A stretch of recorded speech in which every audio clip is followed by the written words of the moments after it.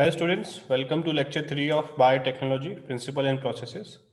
So last lecture में हम लोगों ने क्लोनिंग के टेक्निक्स, क्लोनिंग वेक्टर्स के बारे में पढ़ा था, कैसे हम लोग रिकॉम्बिनेंट बैक्टीरियाज या रिकॉम्बिनेंट प्लाज्मिड को कैसे आइडेंटिफाई करेंगे, वो सारी चीजें हम लोगों ने पढ़ ली। अब हम लोग प्रोसेसेस देखते हैं कि फाइनली हम लोग कैसे कोई रिकॉम्बिनेंट प्रोडक्ट बनाते हैं। ठीक है, तो प्रोसेस क्या है, ठीक है, स्टेप बाय स्टेप अगर हम जाते हैं तो क्या होगा इसको हम लोग देख लेते हैं। इसमें पहले मैं बेसिक आपको एनसीईआरटी लेवल या थोड़ा बहुत नीट लेवल भी करा देता हूं, उसके बाद जो ज्यादा डीप में है वो एक अलग से सेपरेट वीडियो में डालूंगा। ठीक है, इससे आपका 99% सारी चीजें कवर हो जाएंगी। फिर जो भी कुछ बचता है एक्स्ट्रा जो काफी डीप में होगा उसको एक अलग सेपरेट वीडियो में डालूंगा। ठीक है, तो सबसे पहले अगर हमको कोई रिकॉम्बिनेंट प्रोडक्ट बनाना है तो सबसे पहले आइसोलेशन ऑफ जेनेटिक मटेरियल। मान लो फॉर एग्जांपल हमें इंसुलिन बनाना है इन ए फैक्ट्री। ठीक है, एक बायोटेक्नोलॉजी की फैक्ट्री है मेरे पास, उसकी कोई कंपनी है मेरे पास, और वहां मुझे इंसुलिन का प्रोडक्शन करना है। तो सबसे पहले मुझे कहीं ना कहीं से तो इंसुलिन का जीन निकालना पड़ेगा, चाहे ह्यूमन से निकालूं या डॉग से निकालूं, कहीं से निकालूं। ठीक है, तो आइसोलेशन ऑफ जेनेटिक मटेरियल। उसके बाद cutting of DNA at specific location, उसको मैं जेनेटिक मटेरियल, अब ऐसा तो है नहीं कि मैं अपने अंदर से सीध इंसुलिन का जीन निकालूं, नहीं, मुझे कहीं ना कहीं एक सेल में से पहले काफी डीएनए निकालना पड़ेगा, फिर मुझे उसमें से इंसुलिन वाला कट करना पड़ेगा।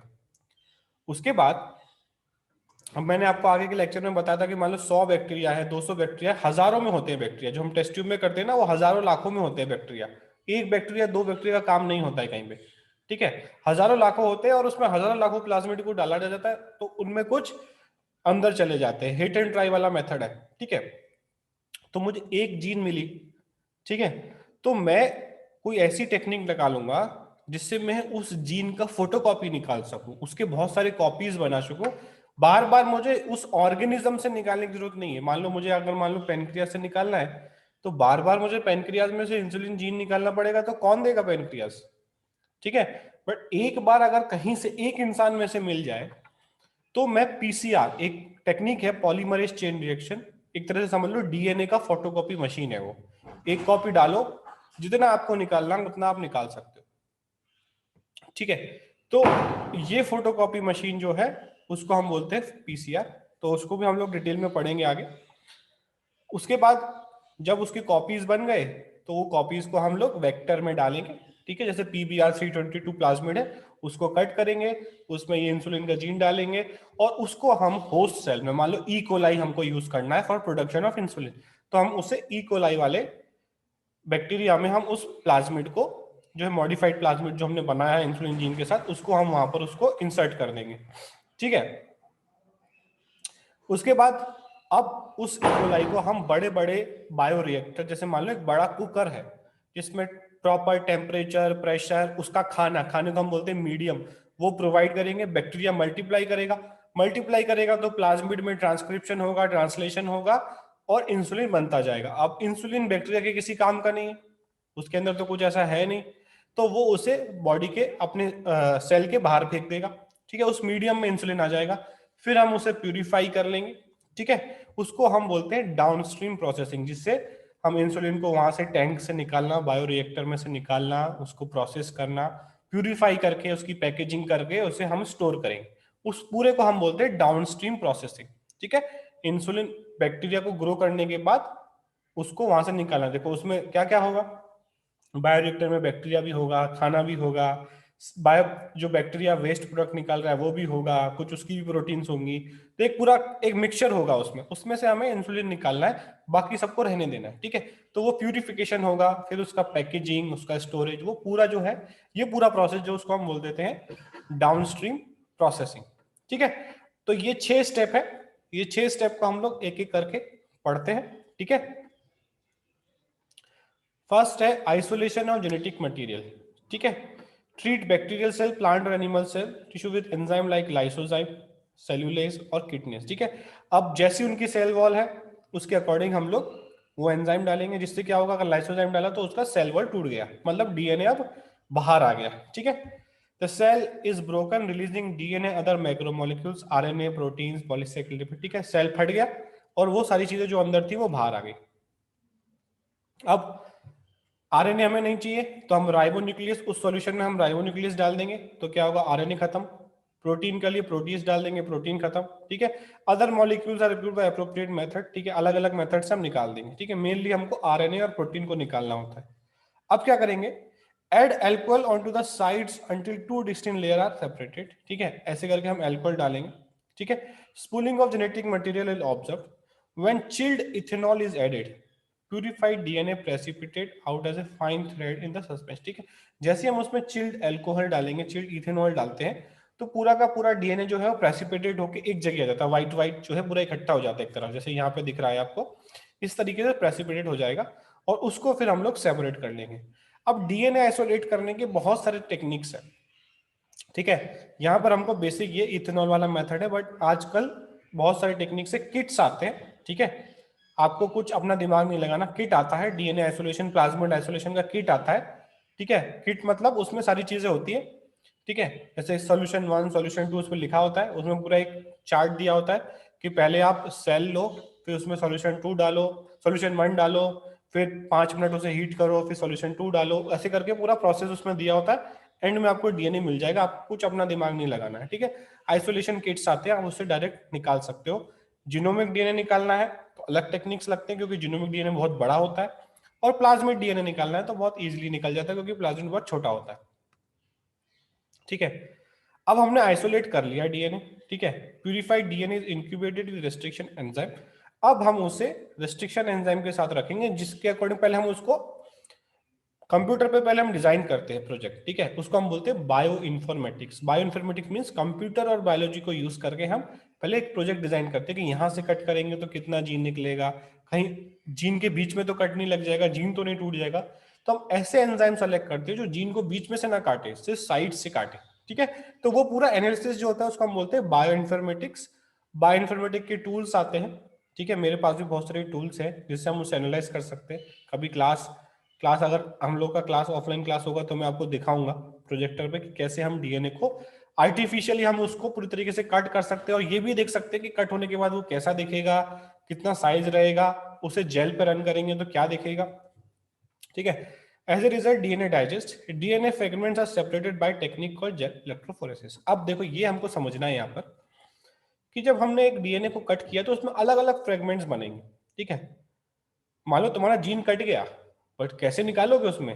अब देखो डीएनए को जो हमको पहले पढ़ा था हमने, केबी में हम लोग मेजर करते हैं, kilo base pair. Base pair का पी नहीं लगाते, केबी बोल देते हैं। ठीक है, 1000 KB, 2000 KB, इस तरीके से। ठीक है, अब मान लो जो तुम्हारा डीएनए था वो 10 KB का था, और तुमने रेस्ट्रिक्शन एंजाइम से कट किया तो उसने बीच में कट करके 2 KB का निकाल दिया।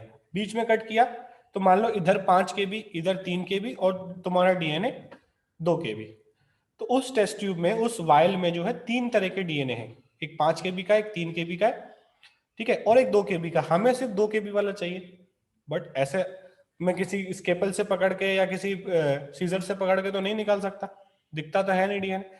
तो मुझे कैसे भी इन तीनों को अलग करना पड़ेगा, जिससे मुझे मेरा जो टारगेट है 2 KB वाला, वो डीएनए मुझे मिल जाए।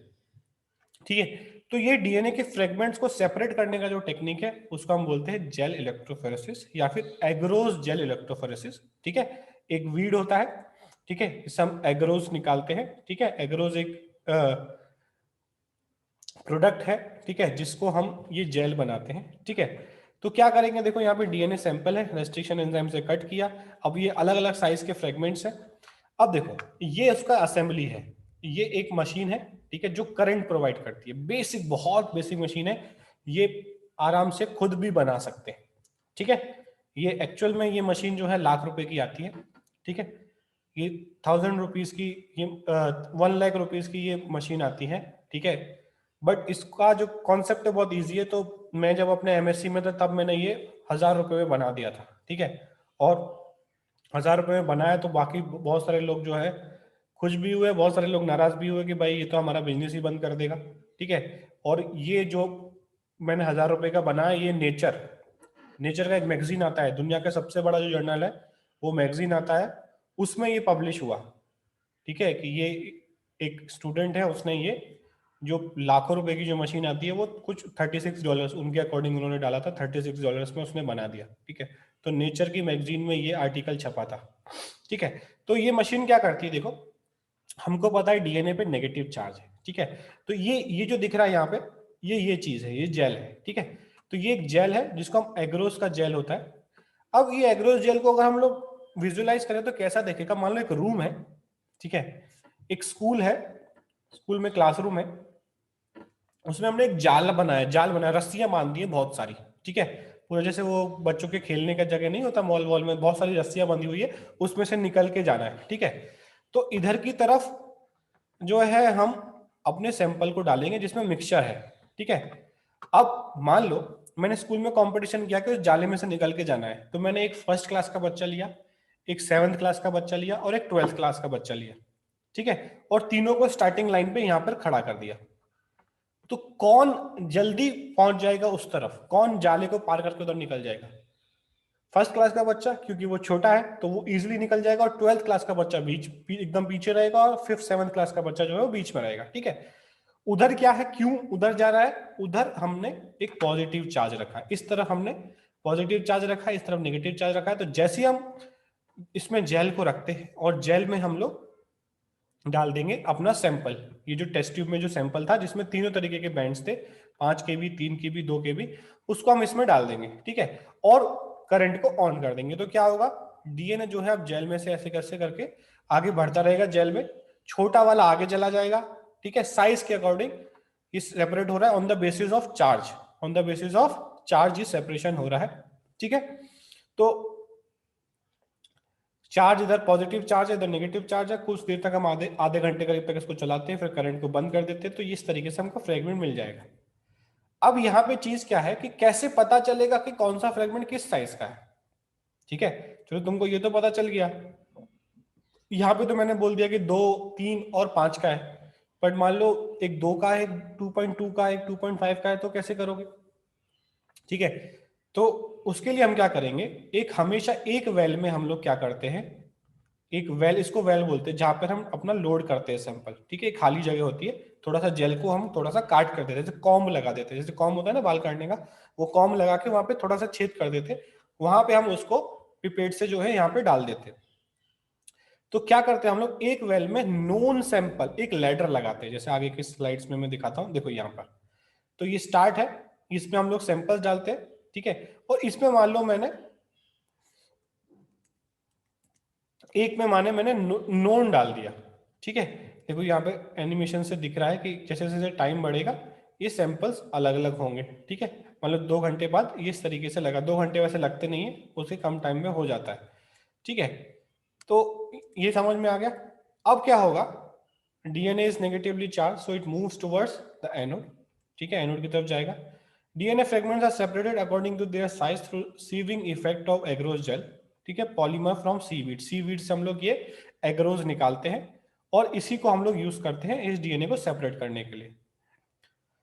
The process is repeated with the vector DNA also, ठीक है, वेक्टर डीएनए का भी साइज पता करने के लिए उसको भी करते हैं।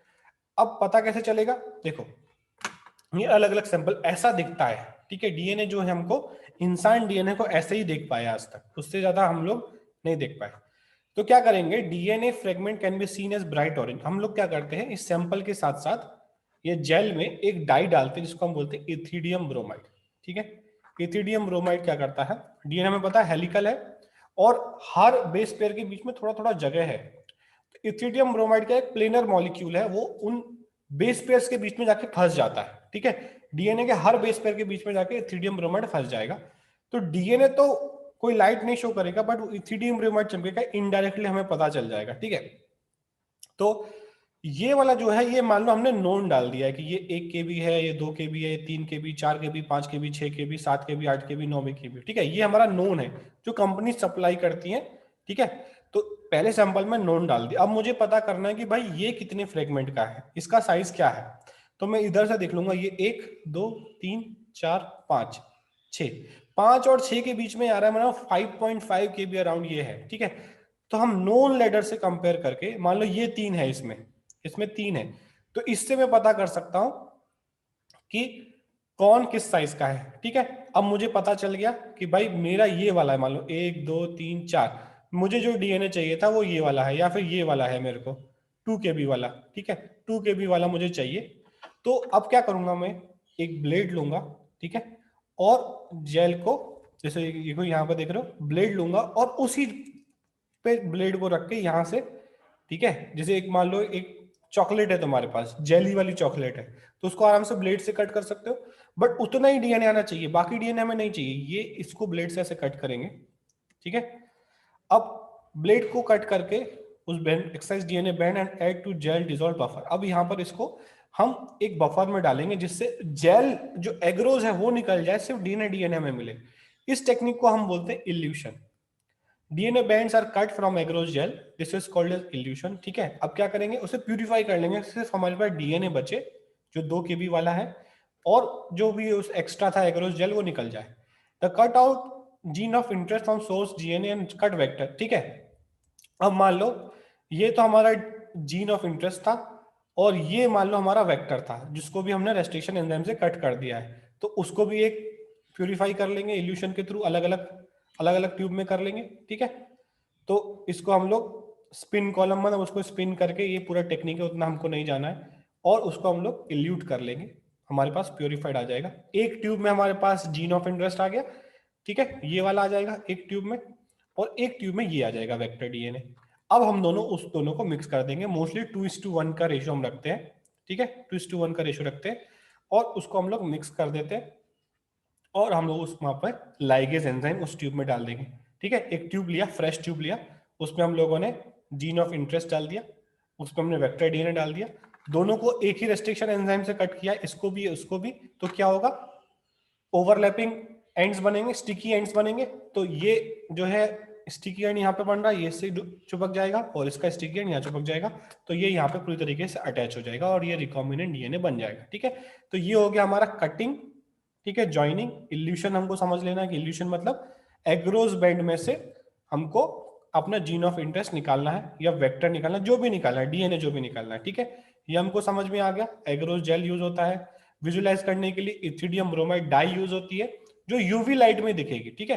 तो जेल को रन करने के बाद, जब यहाँ पे ये रन हो जाता है, ठीक है, जब इसमें ये रन हो जाता है, उसके बाद हम उस जेल को उस टैंक में से निकाल लेते हैं, ये जो टैंक आपको दिख रहा है इसमें से निकाल लेते हैं, और हम एक मशीन पे रखते हैं, या फिर एक मशीन होती है जिसमें नीचे यूवी लाइट लगी होती है, ऊपर ग्लास लगा होता है, हम यूवी लाइट को डायरेक्टली नहीं देख सकते आंखों से, तो हम उसके ऊपर एक कवरिंग रख देते हैं, ग्लास कवरिंग, जिससे यूवी लाइट निकल नहीं पाती, उसमें रह जाती है। तब जब हम उसे यूवी लाइट में रखते हैं तो ऐसा दिखता है हमको, ठीक है। उसका हम लोग फोटो भी खींच सकते हैं, और अलग अलग टेक्निक्स आते हैं जिससे डायरेक्ट फोटो भी खींच जाता है, और आंखों से भी देख सकते हो, और आंखों से देख से कट भी कर सकते हो। मैंने बहुत बहुत ऐसे कट किया है, ग्लव्स पहन के हम उसको आराम से कट कर सकते हैं देख के। यूवी लाइट आईज में नहीं जाना चाहिए, क्योंकि यूवी लाइट हार्मफुल होता है, ठीक है। इसलिए हम एक, या तो हम लोग एक जो है गॉगल्स पहन लेते हैं यूवी लाइट प्रोटेक्शन वाले, या फिर हम उसके ऊपर एक ग्लास रख देते हैं जिससे हमारे आईज में न जाए, ठीक है। तो ये हो गया हमारा। अब ये मान लो इससे पहले का टेक्निक है, ये जो जीन ऑफ इंटरेस्ट है मेरे को ऑर्गेनिज्म से तो एक मिली थी, ठीक है। अब इसकी कॉपीज कैसे बनाए होंगे मैंने, ठीक है। कॉपीज बनाने के लिए मैं एक टेक्निक यूज करूंगा, पॉलीमरेज चेन रिएक्शन। ये जो मशीन दिख रही है इसको हम बोलते हैं पीसीआर मशीन, इसको हम बोलते हैं थर्मल साइक्लर, ठीक है। थर्मल साइक्लर का मतलब है ये टेम्परेचर के अलग अलग साइकिल्स बनाता है, ठीक है। तो इसको हम PCR machine, commonly PCR machine बोल देते हैं, बट इसको थर्मल साइक्लर बोलना चाहिए, क्योंकि टेम्परेचर को, ये जो वायर्स दिख रहे हैं इसमें डीएनए होगा, ठीक है। वो सारी चीजें, जैसे मान लो फोटोकॉपी मशीन है, तो तुम्हें फोटोकॉपी, अपने मान लो नोट्स की फोटोकॉपी करनी है, तो तुम्हें क्या क्या चाहिए, उस मशीन में इंक होना चाहिए, उसमें न्यू पेपर होने चाहिए, उसे इलेक्ट्रिसिटी सप्लाई होना चाहिए, प्रॉपर टेम्परेचर होना चाहिए, ठीक है। उसमें प्रॉपर कोडिंग होनी चाहिए कि भाई इसका जेरोक्स निकालना है, तो कहीं ऐसा नहीं मिरर इमेज छप जाए, तुम्हारे जेरोक्स पे सब उल्टा छप जाए, ठीक है। तो वो सारी चीजें उस मशीन में फीड कर दी जाती हैं, और रिसोर्सेज डाल दी जाती है, पेपर डाल दिया, इंक डाल दी। तो डीएनए बनाने, या डीएनए की कॉपी बनाने, तो डीएनए बनाने के लिए जो भी चाहिए वो सारी चीजें उस वाइल में मिक्स करनी पड़ेंगी, ठीक है। is the synthesis of multiple copies of the gene of interest in vitro. In vitro means body के बाहर, using 2 sets of primer and the enzyme DNA polymerase, ठीक है। प्राइमर्स चाहिए, हमने पढ़ लिया है ऑलरेडी, डीएनए सिंथेसिस है ना, वहां पे प्राइमर चाहिए डीएनए पॉलीमरेज को। Primers are small chemically synthesized oligonucleotides that are completely complementary to the regions of DNA। ठीक है, तो प्राइमर डीएनए पॉलीमरेज को बाइंड करने हेल्प करता है, रेप्लिकेशन पढ़ चुके हैं हम लोग। ठीक है, ये प्राइमर सिंथेटिकली हम लोग बनाते हैं, कंपनीज बना के देती हैं। तो मैं उनको सिर्फ ये बता दूं मुझे इंसुलिन जीन का प्राइमर चाहिए, ऑर्डर कर दो, अमेजॉन फ्लिपकार्ट की तरह वो तुम्हारे घर पे आ जाएगा, लैब में मंगाना लैब में आ जाएगा, तुम उसे मिक्स कर लो, पानी में डाइल्यूट कर लो और अपने पीसीआर मशीन में यूज कर लो। सब कुछ जो है आजकल ऑनलाइन हो जाता है, कुछ खुद से करने की जरूरत नहीं है। ठीक है, 50 हजारों प्राइमर्स मैंने अपने पीएचडी में ऑर्डर किए। ठीक है, वेबसाइट पे जाओ, अपना प्राइमर डिजाइन करो। ठीक है, डिजाइन करना होता है कितना प्राइमर चाहिए। तो देखो ये पीसीआर टेक्निक है, इसमें 3 स्टेप है, डीनेचुरेशन, एनिलिंग और एक्सटेंशन। ठीक है, मान लो एक डीएनए है, डीएनए के कॉपी बनाने तो क्या करेंगे, डीएनए को पहले हम लोग डीनेचर कर देंगे। ठीक है, हीट करेंगे, दोनों फ्रेगमेंट्स अलग। ठीक है, अब यहाँ एक प्राइमर लगाएंगे, इधर एक प्राइमर लगाएंगे और डीएनए पॉलीमरेज डाल देंगे। कौन सा डीएनए पॉलीमरेज यूज होता है, टैग पॉलीमरेज। टैग पॉलीमरेज एक एंजाइम है जो हम लोगों ने थर्मस एक्वेटिका से निकाला है, जो कि वो है थर्मोफाइल है, थर्मोफाइल बैक्टीरिया है, जहां पर उसकी एंजाइम हाई टेम्परेचर में भी काम करती है। मान लो अगर हम अपनी एंजाइम डाल दें तो ये 95 डिग्री सेल्सियस पे या 70 डिग्री सेल्सियस पे काम नहीं कर पाएगी। तो हमने ऐसी एंजाइम ली है, ऐसे ऑर्गेनिज्म से ली है जो लावा में ग्रो होता था, टैग पॉलीमरेज। ठीक है, थर्मस एक्वेटिकस, याद रखना, क्वेश्चन आ सकता है। तो क्या क्या पीसीआर के स्टेप्स हैं, डीनेचुरेशन, डीएनए को पहले अलग करेंगे। ठीक है, अब दोनों स्ट्रैंड के नीचे प्राइमर लगा देंगे, इसको हम बोलेंगे एनिलिंग। फिर हम लोग टेम्परेचर डाउन करके उसको एक्सटेंड करने देंगे। ठीक है, अब एक कॉपी होगा। ठीक है, एक कॉपी होगा, एक बार ये साइकिल चलेगी तो 1 से 2 कॉपी बनेगा। अब मान लो मैं 30 साइकिल करता हूं तो कितने कॉपीज बनेंगे, 2⁻30 कॉपीज 30 साइकिल अगर मैं चलाता हूं तो उसमें बनेंगे। ठीक है, तो मतलब एक बार मैं अगर करूंगा, एक इंसुलिन का जीन मेरे पास था, अप्रोक्स 1 बिलियन कॉपीज बन जाएंगे। दोबारा ऑर्गेनिज्म से लिखाने की जरूरत नहीं है, 1 बिलियन कॉपी यूज हो गए। 1001 में यूज करो, बाकी को स्टोर कर दो फ्रिज में -20 में, बाद में यूज कर लेना। ठीक है, एक बार में बिलियन कॉपी जीरोक्स निकाल ले, ये पूरा प्रोसेस 3 या 4 घंटे में पूरा हो जाता है। और ये मशीन ऑटोमेटिक होती है, आपको सिर्फ रॉ मटेरियल डाल के रख देना है, वो कंप्लीट कर देगा। आपको मोबाइल पे मैसेज आ जाएगा कि आपका प्रोसेस कंप्लीट हो गया है, मैंने उसे 4 डिग्री पे स्टोर कर दिया है, मशीन से मैसेज आ जाएगा। आप चाहो तो उसको वहां से जाके निकाल लो। मान लो अब रात हो गई, आपने शाम को 7 बजे लगाया था, अब तुम 4 घंटा वेट नहीं करना चाहते हो, वो 4 घंटे में डीएनए के कॉपीज बना लेगा मशीन, और उसे 4 डिग्रीज पे या 0 डिग्रीज जैसा भी तुम सेट करोगे उस डीएनए को वहां पे स्टोर कर लेगा। दोबारा जब तुम आके उस मशीन को खोल के उसको निकालते नहीं हो, जब तक वो सेफ रहेगा उसमें। ठीक है, तो डीनेचुरेशन में क्या होगा, it is the heating of target DNA gene of interest at high temperature to separate the strand. ठीक है, तो 94 डिग्री या 92 डिग्रीज में हम लोग इसको हीट करते हैं, जैसे दोनों स्ट्रैंड सेपरेट हो जाए। Each strand act as a template for DNA synthesis. अब दोनों स्ट्रैंड एक्ट करेंगे। ठीक है, अनिलिंग में क्या करेंगे, it is the joining of 2 primer at 52 degree Celsius at the 3 prime end of the DNA template. 3 prime end पर हम लोग प्राइमर्स को ऐड करेंगे, इसके 3 प्राइम पे, इसके 3 प्राइम पे। ठीक है, ये इधर की तरफ सिंथेसिस करेगा, ये इधर की तरफ सिंथेसिस करेगा, तो हमको 1 से 2 डीएनए बन जाएंगे। ठीक है, एक्सटेंशन में क्या होगा, addition of nucleotides to the primer. अब हमको न्यूक्लियोटाइड वहां पे मशीन में कहाँ से आएंगे, सेल में तो भाई सेल के पास है, तो हमको एडिशनल न्यूक्लियोटाइड्स वहां पे डालने पड़ेंगे, एंजाइम्स डालने, डीएनए पॉलीमरेज डालना पड़ेगा, आयंस, जैसे मान लो उसका कोफैक्टर मैग्नीशियम है तो मैग्नीशियम डालना पड़ेगा। ठीक है, addition of nucleotide to the primer using a thermostable DNA polymerase called Taq polymerase. It is isolated from a bacterium Thermus aquaticus. It remains active in high temperature during the denaturation of double-stranded DNA. ठीक है, देखो तुम बोलोगे sir बाद में डाल दो ना इसको, 92 पे क्यों डाल रहे हो? जब दोबारा साइकिल होगी, दूसरी साइकिल होगी, तो टेम्परेचर, उस ट्यूब का टेम्परेचर 95 डिग्री तक डालने वाला है, और एंजाइम उसके अंदर ही है। ठीक है, तो वो तो अगर नॉर्मल एंजाइम होती तो एंजाइम का तो खत्म हो गया होता खेल, डीनेचर हो जाती, बट ये हीट स्टेबल एंजाइम है। तो जब नेक्स्ट साइकिल में फिर से पहली बार से स्टार्ट होगा तो फिर से वो हीट स्टेबल रहेगी। ठीक है, तो through continuous replication the DNA segment is amplified up to 1 million copies. The amplified fragment can be used to ligate with the vector for further cloning. ठीक है, अब मेरे पास इतने सारे कॉपीज बन गए, जो वेक्टर था हमारा, सॉरी वेक्टर हो, वेक्टर के भी कॉपीज बना सकते हो और जीन ऑफ इंटरेस्ट के, दोनों के खूब सारे कॉपीज बन गए। अब थोड़ा थोड़ा मैं यूज कर लूंगा, ठीक है। अब क्या क्या चाहिए मुझे, ये पीसीआर मशीन है, थर्मासाइक्लर, ठीक है। डीएनए सैंपल जिसको मुझे करना है वो चाहिए, ठीक है। प्राइमर्स चाहिए, न्यूक्लियोटाइड एटीजीसी चाहिए, टेक पॉलीमरेज चाहिए, बफर चाहिए जो प्रॉपर इन्वायरमेंट देगा सेल के जैसा, और पीसीआर ट्यूब, जिस ट्यूब में हम, इस ट्यूब में जो है हम लोग ये सारी चीजें मिक्स कर देंगे और इस ट्यूब को हम इस मशीन में रख देंगे। इसमें 96 ट्यूब एक साथ आ सकती है। मीन्स 96 सैंपल्स को तुम एक साथ 4 घंटे में 96 जीन्स के तुम बिलियन कॉपीज बना सकते हो, सोचो, ठीक है।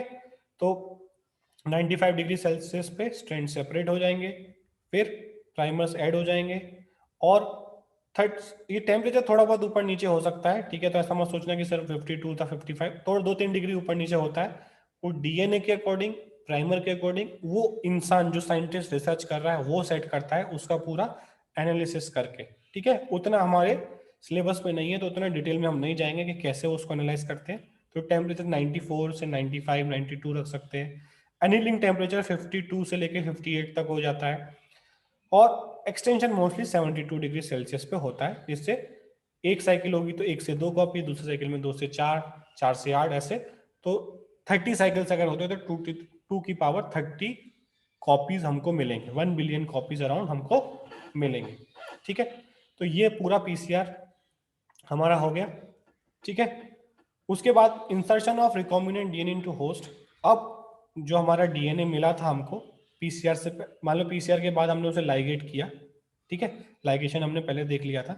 तो ligated DNA introduce into recipient host cell, ठीक है। If a recombinant DNA bearing ampicillin resistant gene is transferred into E. coli cell, the host cell become ampicillin resistant cell, ठीक है। तो मान लो नॉर्मल E. coli था, ठीक है, उसके बाद एम्पेसिलिन रेजिस्टेंट नहीं था, तो उसमें हम लोगों ने प्लाज्मिड डाला जिसमें एम्पेसिलिन रेजिस्टेंट था। तो वो न्यूट्रिएंट मीडियम में हम एम्पेसिलिन डालेंगे तो वो ही बैक्टीरिया ग्रो होंगे जिनके पास प्लाज्मिड आया है, और जिनके पास प्लाज्मिड नहीं आया वो ग्रो नहीं हो पाएंगे क्योंकि वो एम्पेसिलिन में ग्रो नहीं हो सकते। तो ट्रांसफॉर्म्ड वाले ग्रो हो जाएंगे और नॉन ट्रांसफॉर्म्ड वाले ग्रो नहीं होंगे, ठीक है। तो हमें एम्पेसिलिन रेजिस्टेंट मिल जाएंगे, बट यहाँ पर याद रखना कि इसमें हमको वो प्लाज्मिड भी मिल सकते हैं। तो हमको पहले प्लाज्मिड, रिकॉम्बिनेंट प्लाज्मिड ही हम डाल रहे हैं वो चेक करना पड़ेगा, नहीं तो नॉर्मल प्लाज्मिड जिसमें जीन ऑफ इंटरेस्ट नहीं है वो भी आ सकता है, वो भी ग्रो होगा। तो उसके लिए हमको ब्लू व्हाइट वाला प्रोसेस यूज करना पड़ेगा जो हमने पिछले लेक्चर में पढ़ा था, ठीक है। अब मान लो कि रिकॉम्बिनेंट डीएनए पहुंच गया, उसमें इंसुलिन का जीन भी है और वो यहाँ पे ग्रो होने लगा, ठीक है, एक पेट्री डिश में ग्रो हो गया। अब क्या करेंगे, इस पेट्री डिश से निकाल के उसे हम एक बड़े टैंक में डालेंगे जिससे हम foreign gene product large amount में बना सकें। The ultimate aim of recombinant DNA technology is to produce a desirable protein. If a protein encoding foreign gene is expressed in a heterologous host, it is called as recombinant protein, ठीक है। E. coli में insulin बनता नहीं है, but E. coli में हम बना रहे हैं इसलिए उसको रिकॉम्बिनेंट प्रोटीन बोलेंगे, ठीक है। हेट्रोलोगस होस्ट मतलब उसमें वो नहीं होता था नेचुरली, फिर भी हम बना रहे हैं, ठीक है। तो टारगेट जीन है, प्लाज्मिड बना। अब किस में तुम करना चाहते हो रिकॉम्बिनेंट प्लाज्मिड, मैमलियन सेल में डाल के बना रहे हो, इंसेक्ट में बना रहे हो, ईस्ट में बना रहे हो, या फिर बैक्टीरिया में बना रहे हो, वो अलग अलग सोर्स है कि तुम किस में बना रहे हो। मोस्टली जो है बैक्टीरिया को यूज किया जाता है क्योंकि वो इजी टू हैंडल है, ठीक है। अब अब उसमें हम लोग cells with foreign genes can be grown in laboratory. The culture are used to extract desirable protein and purified into a using separation technique. The cells can also be multiplied in a continuous culture system. Here the used medium is drained out from one side while fresh medium is added from the other. ठीक है, एक बड़ा cooker है उसमें हम नया खाना डालते जा रहे हैं और यूज जो है एक तरफ से निकालते जा रहे हैं जिससे हम कंटिन्यूस कल्चर होता रहेगा, ठीक है। It maintains the cell more physiologically active and produces large biomass. It yields more desired protein, ठीक है।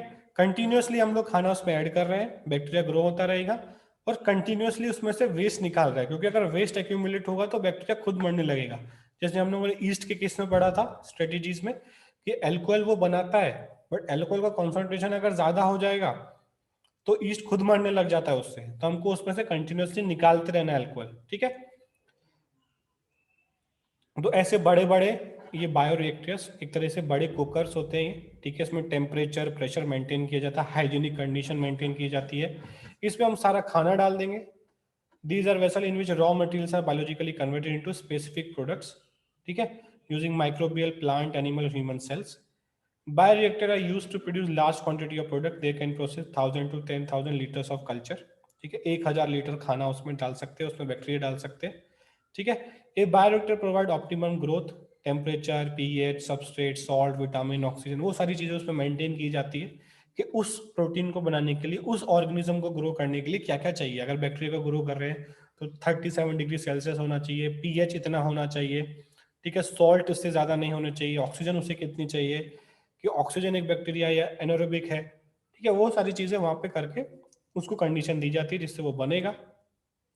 ठीक है, दो तरीके के हमारे पास बायोरिएक्टर्स होते हैं, एक सिंपल स्ट्रेट टैंक बायोरिएक्टर और स्पार्स टैंक. ठीक है, most commonly use bioreactor steering type.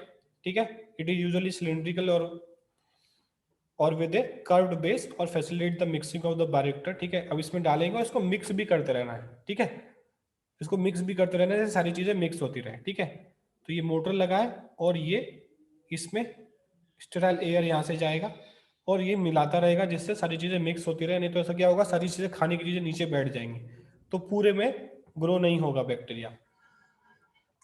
The state facilitate even mixing and oxygen availability. Alternatively, air is can be bubbled through the reactor. ठीक है, एयर भी हम लोग बबल करते हैं. ठीक है, तो ये स्पार्स स्टेट है, ये सिंपल स्टेट है. ठीक है, यहाँ पर हम लोग increase surface area for oxygen transfer. ठीक है, तो ऑक्सीजन के लिए हम लोग ट्यूब लगाते हैं वहां पर. Parts of bioreactor and agitator system. ठीक है, एजिटेटर सिस्टम होगा जो उसे मिक्स करेगा. एन ऑक्सीजन डिलीवरी सिस्टम जो ऑक्सीजन प्रोवाइड करेगा. ए फोम कंट्रोलर सिस्टम की फोम ना बने तो ये फोम ब्रेकर होगा ऊपर जो फोम, अगर इतनी सारी चीजों को मिक्स करेंगे तो फोम बनने लगेगा, झाग बनने लगेंगे, तो झागों को हटाना है.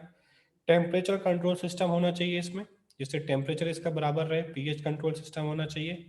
Sampling ports for periodic withdrawal of culture. ठीक है, जहाँ से हम थोड़ा सा निकाल कर देख सके, है ना, जैसे कुकर में से निकाल के देख लेते हैं पूरा पका कि नहीं पका, वैसे इसमें से सैंपल निकाल के देख ले कि भाई बन रहा है प्रॉपर कि नहीं बन रहा, कुछ गड़बड़ तो नहीं है. ठीक है, अब ये फाइनल हमारा स्टेप है डाउन स्ट्रीम प्रोसेसिंग. ठीक है, ये अप स्ट्रीम प्रोसेसिंग है जहां पर हम लोग प्रोडक्ट बना रहे हैं. ठीक है, प्रोडक्ट बन गया, सेपरेट होने के बाद हम क्या करेंगे, प्रेशराइज ऑरिफिस साइज. ठीक है, उसको हम लोग वहां से निकालेंगे, वायरसेस, बैक्टीरिया, जो भी प्रोडक्ट वेरिएंट है. ठीक है, फिर हम उसे प्रोसेसिंग करेंगे, प्यूरिफाई करेंगे अलग अलग कॉलम से, फिर उसे कॉन्सेंट्रेट करेंगे और फाइनल प्रोडक्ट हमें मिलेगा. ठीक है, तो product process and bio analytics करेंगे, सेफ्टी, एफिकेसी, रिकवरी, कॉस्ट, जो भी है उसको डिटेल में नहीं जाना है हमें. ठीक है, it is series of process such as separation and purification product after biosynthetic stage. जब पूरी तरीके से बन गया कुकर में, वो बायोरिएक्टर में बन गया, इंसुलिन बहुत सारा बन गया, मान लो पता चल जाता है साइंटिस्ट को कि भाई 4 घंटे के बाद इतना बन जाएगा. ठीक है, उसके बाद हम लोग डाउन स्ट्रीम प्रोसेसिंग स्टार्ट करते हैं. ठीक है, बनने तक का जो प्रोसेस उसे हम अपस्ट्रीम बोलते हैं. उसके बाद जब सेपरेशन स्टार्ट कर दिया, निकाल दिया, कुकर खोल दिया, उसके बाद से जो प्रोसेस हो रहा है वो डाउन स्ट्रीम प्रोसेसिंग है. ठीक है, उसमें हम लोग फिर फाइनल प्रोडक्ट बनेगा, उसको क्वालिटी कंट्रोल करेंगे, क्वालिटी चेक करेंगे कुछ गड़बड़ तो नहीं है, और फिर फाइनली हमारा वो पैकेजिंग में चला जाएगा, स्टोर कर दिया जाएगा. ठीक है, तो ये सारे स्टेप हो गए स्टार्टिंग से लेके एंड तक. फाइनली हमने एम रखा था कि हम इंसुलिन का जीन क्लोन करेंगे और इंसुलिन बनाएंगे. ठीक है, उसको हम लोग नेक्स्ट चैप्टर में जो बायोटेक का है उसमें एक बार पूरे एग्जाम्पल के साथ समझेंगे कि कैसे इंसुलिन बनता है. ठीक है, तो ये हमारा ये खत्म हो गया. अब जो भी टॉपिक बचते हैं डिटेल में उसको मैं नेक्स्ट लेक्चर में डाल दूंगा. यहाँ तक आप पढ़ लो, समझ लो और इसके खूब सारे एमसीक्यू सॉल्व कर लो. ठीक है, थैंक यू.